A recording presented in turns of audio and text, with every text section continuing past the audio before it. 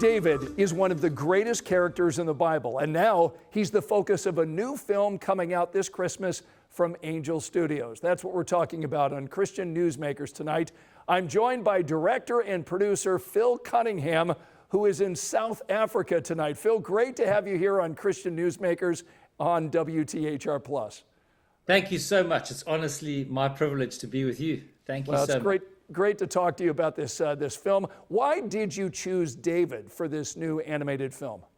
Oh, that's such an awesome question. So honestly, it started 30 years ago. I was canoeing down a beautiful river in Zimbabwe called the Zambezi River. You could canoe for 4 days, 5 nights. You wouldn't see a human being, just buffalo, elephant, lion. And there, for me, I fell in love with God. I was just looking at the thunderstorms, the galaxies, and I saw this heart of adventure, this heart of joy and grace and expansiveness. And I was reading about David, and it said in Acts, it said, I found in David, son of Jesse, a man after my own heart. And I was like, wow, imagine, I wasn't in the film industry at that stage though, but I was like, imagine if we could make a movie on David. It'll give people a glimpse of God's heart, you know? So that's where it was all birthed.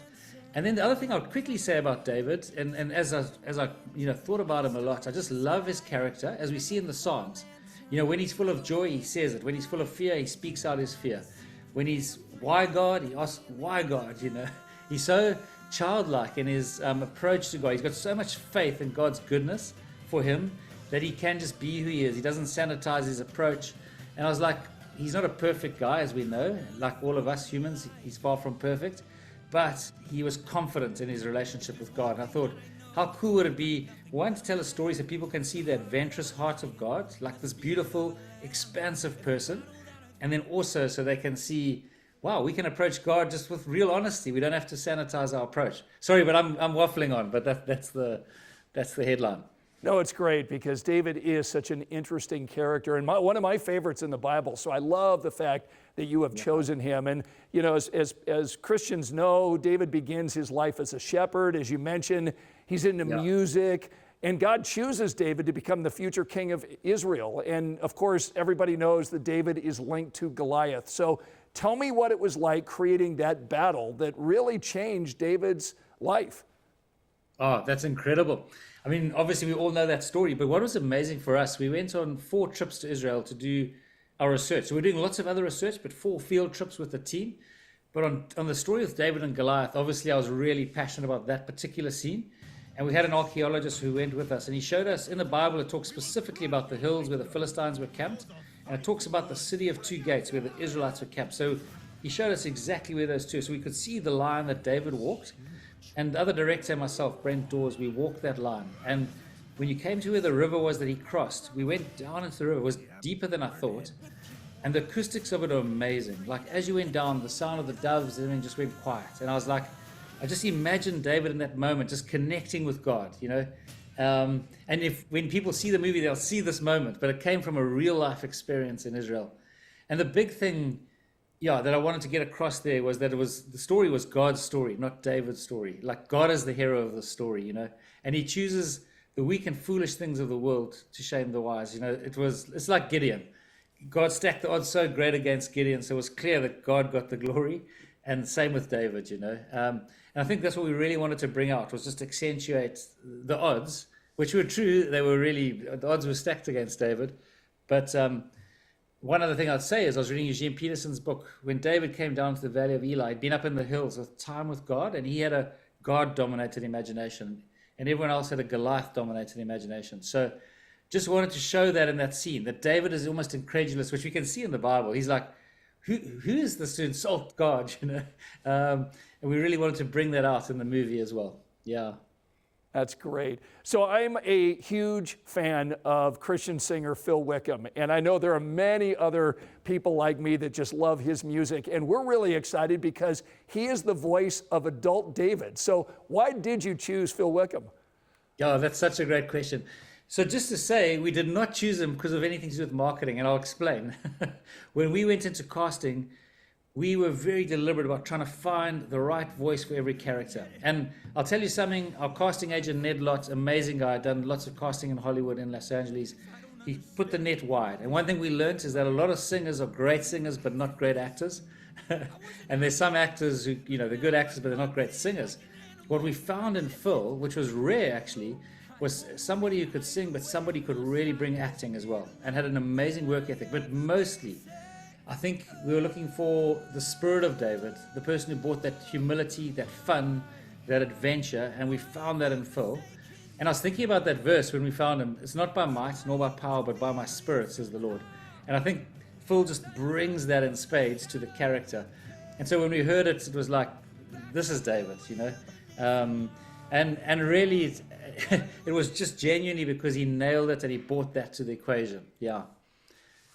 I can't wait to see him as the adult David. And a huge part of David's life, as we've talked a little bit about, is that David worshiped God with singing and music. I want you to tell me about the music in your film. Oh, thank you. You know, what's so beautiful about this movie, if you take The Greatest Showman, we were saying to the team, look, if you can make a musical about P.T. Barnum's life, shame on us if we can't make a musical on David. You know, we know he wrote half the Psalms in the Bible. Incredible songwriter, incredible musician. And so the raw material is there for us, and we really wanted to bring that out. This is a guy who was called Israel's singer of songs, you know.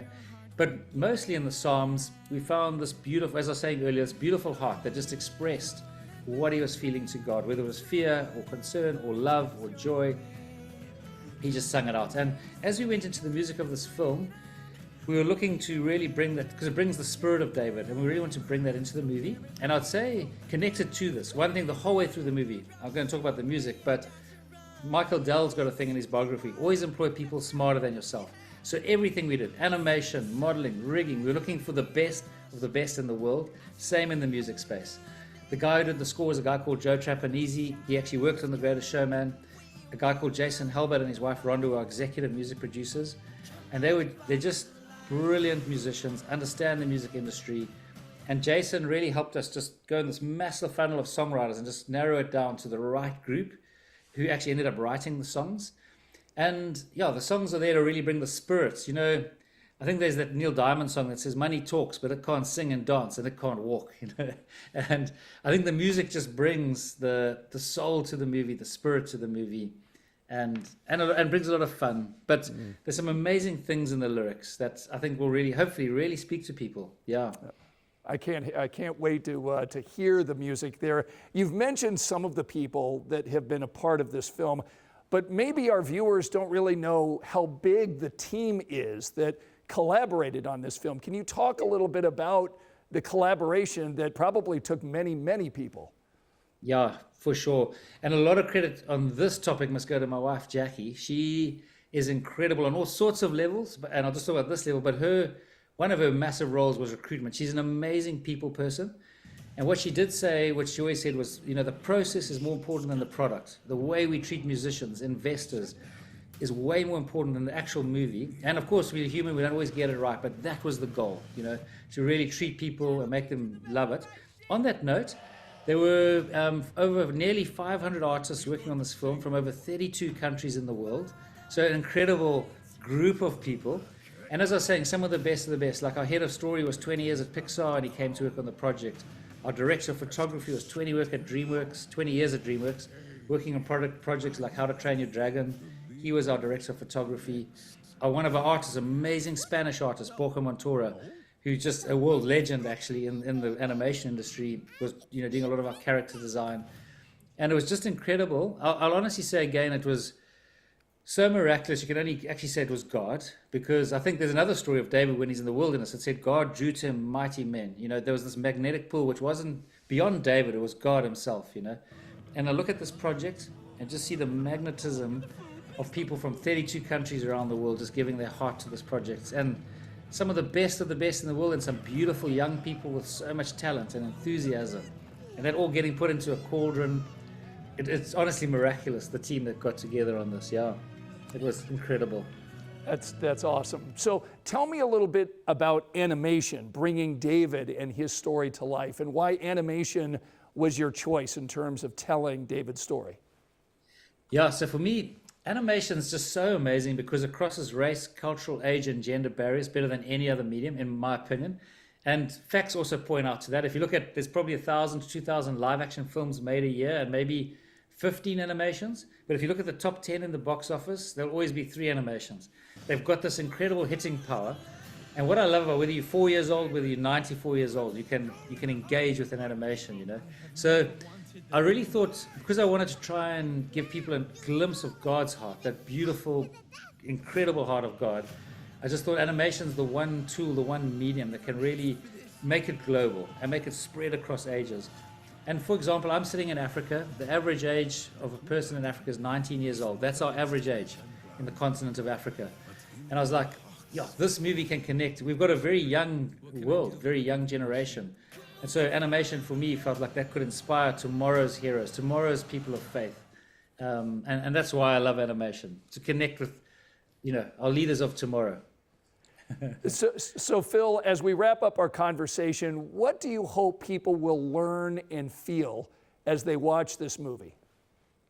So I really pray that as people watch this movie, they're surprised by what they see in the heart of God, a God of incredible dimensions, of, like I was saying, of love, of joy, of peace, of adventure, that He's your best friend. Like they'll walk out of there thinking, wow, I can go on this journey with God. He's your best friend. And then like David, that we learn, like Jesus said, unless you come to me like little children. David was the best example I know in the Bible of someone who just came to God like a little child. And I pray that as they walk out of this movie, there's a beautiful verse in 1 John that says, in perfect love, there's no fear. And I pray that as they watch this movie and walk out, they'll feel fearless. Not because they're perfect, but because there's somebody they can trust with their lives and they can go on the journey of life with them. Yeah. The movie, David, comes out December 19th. Really looking forward to taking my family and my 7 grandchildren to see it. Phil Cunningham, director and producer of the movie, David, thanks so much for being here on Christian Newsmakers on WTHR+. Great to chat with you. Thank you. My privilege, and thank you for having me.